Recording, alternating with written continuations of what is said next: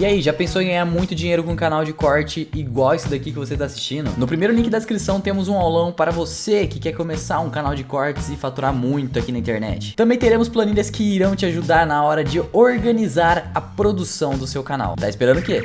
É o seguinte, já vou pedir desculpa aqui, que eu sou um ignorante de churrasco, mas eu sou um consumidor de churrasco, adoro churrasco. Fazemos churrasco quase todo final de semana aqui. E ou meu pai ou meu cunhado são os que pilotam lá a grelha. Eu não sei nem se eu posso falar grelha. Pode, meu amor. Eu não sei os termos certos, né? De repente... Não, isso não existe, esse negócio de termo certo, não.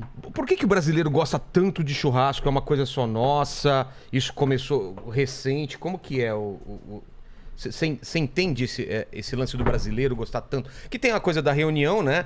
Sempre uma reunião de família, de amigos. E o churrasco meio que é o que reúne todo mundo, né? Em volta da mesa e tal. Mas isso é uma coisa que a gente estava conversando antes, era diferente, né? Isso é uma coisa mais recente, esse churrasco mais com carnes melhores, o pessoal com entendimento de corte e tudo mais, né? Vilela, é o seguinte, esse amor que a gente tem pela carne, além dele não ser brasileiro, ele é humano. Sabe por quê? Se nós formos ver o desenvolvimento cerebral de toda a base do córtex, de toda a base da nossa mente e da nossa evolução como um todo, nós só evoluímos após o controle do fogo e o consumo de produtos e carnes assadas. Ah, porque antes a gente comia carne crua, nós né? Nós éramos a caça. Nós andávamos curvados, nós comíamos gramíneas, insetos. E aí, quando o ser humano aprendeu a trabalhar com fogo e entendeu o fogo de uma forma empírica, ele começou a comer alimentos cozidos, alimentos assados. Esses alimentos, eles têm vitaminas, minerais mais complexos. Isso fez com que o nosso cérebro se desenvolvesse. O churrasco, isso é uma coisa que todo início de curso da gente, que a gente faz lá com a Kings, depois eu vou falar da Kings, a gente sempre fala sobre o churrasco, ele não é só uma estrutura de diversão. Ele não é só uma desculpa para reunião de pessoas. Uma desculpa. Ele é a lembrança do arquétipo da nossa evolução e da nossa humanidade. Isso que você falou, eu acho muito interessante.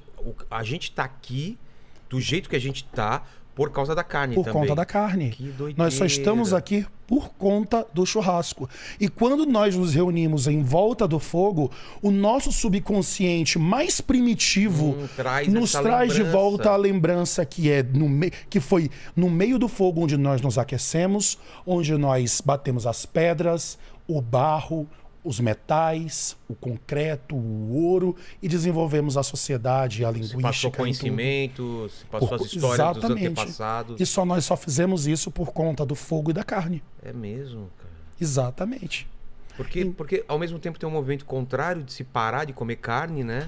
E eu compreendo, eu sou uma pessoa que eu tive que literalmente desconstruir muito dos meus preconceitos.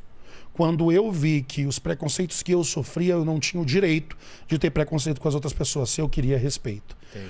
Eu entendo as questões da base vegana, vegetariana. A vegetariana é uma outra história, mas da base vegana eu consigo compreender as estruturas sociais, morais, religiosas em cima disso. Ambientais, é toda uma estrutura que vem e é toda uma complexidade da qual eu não vou falar sobre a vida deles, que eu não vivo a vida deles, mas eu compreendo. Mas é uma coisa que ninguém pode chegar e dizer que não foi pela carne. Se é da pessoa, o desejo dela querer parar de comer carne... Sim, ela tem todo o direito. Ela tem todo o direito, a vida é dela. Agora, o mercado, ele só é um mercado que só cresce. É uma das commodities mais preciosas do Brasil, é a nossa carne. Ah, é? A gente exporta pra caramba. Pra caramba. Ainda mais... Porque a gente tem muito lugar que serve de pasto. Também. É o clima. É o clima. A gente tem que lembrar, meu bem, nós temos... Olha, o Brasil é um país continental. É um Brasil que chove, é um Brasil que tem seca, é um Brasil que tem rios, é um Brasil que tem mata, é um Brasil que tem grama. O Brasil, ele é um país riquíssimo numa estrutura natural. O pasto, o gado se desenvolve muito bem. Os zebuínos que vieram para o Brasil, a gente tem a base do Nelore, que é o mais conhecido, ele se desenvolveu muito bem no Brasil. Por quê? Porque ele é um gado mais duro. Ele é um gado resistente. Ah, tá. Ele aguenta o sol, ele aguenta a seca, ele aguenta o alagado, os carrapatos, mosca, bicho. Ele aguenta tudo. Ele é brasileiro, meu amor. É brasileiro, ele não desiste nunca. E aí, a carne bovina no Brasil, ela teve um desenvolvimento muito grande. Se nós formos ver, alguns anos atrás, anos 90, anos 80, 90, até quase o início aí dos anos 2000, a carne não era nada. A carne não era nada, não era valorizada. Você se lembra das churrascarias de espeto? Era carne passando e comia e jogava fora, era um desperdício, era uma loucura. E aí existiu o processo da melhoria genética, que aconteceu naturalmente, é por cruza. Quando a gente fala de melhoria genética, viu, pessoal? É cruza. Porque depois da divisão da Pangeia, nós temos o gado original, o gado ancestral, e ele se desenvolveu ali, nos continentes que se separaram. O nosso não tem nada que é original, que veio tudo de fora, o nosso gado, ou não? Sim, o gado veio, sim. O nosso gado, principalmente a base zebuína, ela veio ali da Ásia, da África, ela veio dali da base do sul do continente asiático. Tá certo? E aí nós vamos ter os taurinos acima na parte fria e os zebuínos na parte baixa. Os taurinos muito lindos, muito belos, não tem tantos predadores, eles são animais mais baixos, só que muito largos, muito grandes, muito bonitos e robustos, e eles precisam, para sobreviver, enfrentar frio. Então são animais que têm uma estrutura adiposa muito grande. Eles criam gordura, eles são animais largos e baixos. Eles não precisam correr. Já os zebuínos, que são os fudidos, ficaram lá na base da África, ali da Índia. Ali é dedo no cu e gritaria. É leão, é onça, hiena. Pega pra capar. Olhou, comeu, meu amigo. E é melhor você correr. São animais mais altos, mais rígidos. Eles mais ágeis, eles não precisam de gordura. Então aí você vai ter esses animais. Qual é o animal que deu certo no Brasil, né?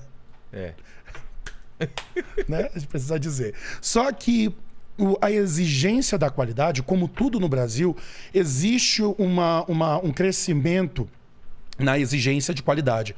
Pela internet, pela cozinha, pelo desenvolvimento de tudo. E aí a gente começaram a ser feitas as cruzas dos taurinos, desses animais. A gente tem o principal hoje, mais conhecido, é o Angus. O Angus, o Aguil. Angus, o que é? Angus é uma raça de boi, tá certo? É uma raça de gado, que ele vem principalmente da região da Inglaterra, ele vem da região do norte da Europa, aonde ele foi desenvolver, ele desenvolveu muito bem nos Estados Unidos. E ele é um animal que tem geneticamente uma estrutura maior, ele é um animal largo, ele desenvolve uma carne mais macia, já que geneticamente ele tem um desenvolvimento de gordura extra e intramuscular bem mais avantajado do que os zebuínos. E aí você vai ter animais do qual você liga a capa de gordura à maciez. Só que esse animal, ele é um animal de frio. Ele não se adaptou ao Brasil. Então a gente precisou endurecer esse animal. E você endurece o animal geneticamente fazendo as cruzas dos zebuínos com os taurinos. E aí você vai cruzando. Só que a genética não é aquilo. Pai e mamãe deram 2 filhos, foram 2 zebuínos. Não. É uma cruza que você precisa ir fazendo durante anos. Essas separações desses animais, da quais você vai ter alguns pontos que você vai focar neles. Eu quero animais com estruturas menores, eu quero animais com capa de gordura maior, eu quero animais que desenvolvam um dianteiro maior ou um traseiro maior, eu quero que ele desenvolva essa parte. E aí você vai pegando os animais que têm essas bases genéticas e vai cruzando eles, para você quase que inocular aqueles genes. E hoje nós temos animais que a gente saiu de carnes que realmente não tinham qualidade. A carne brasileira há muitos anos atrás 80, 90? Não tinham, eram carnes bem rígidas. A gente nem exportava, então. A gente tinha uma exportação muito baixa. Hoje o Brasil é não um dos maiores exportadores de carne do mundo. A carne bovina, a carne do Brasil é uma joia, uma preciosidade brasileira. E a qualidade é tão grande que hoje a gente vê o valor, o custo da carne e o valor da carne no Brasil aumentando vertiginosamente porque o mundo está comprando a carne. Aí sobra menos. E não é só sobra menos. Como o brasileiro ele não estava acostumado a pagar, a indústria não estava acostumada a pagar, os gringos vieram, os chineses vieram falando assim, tô pagando antecipado, tô pagando em dólar. Os produtores assim, um beijo, Brasil.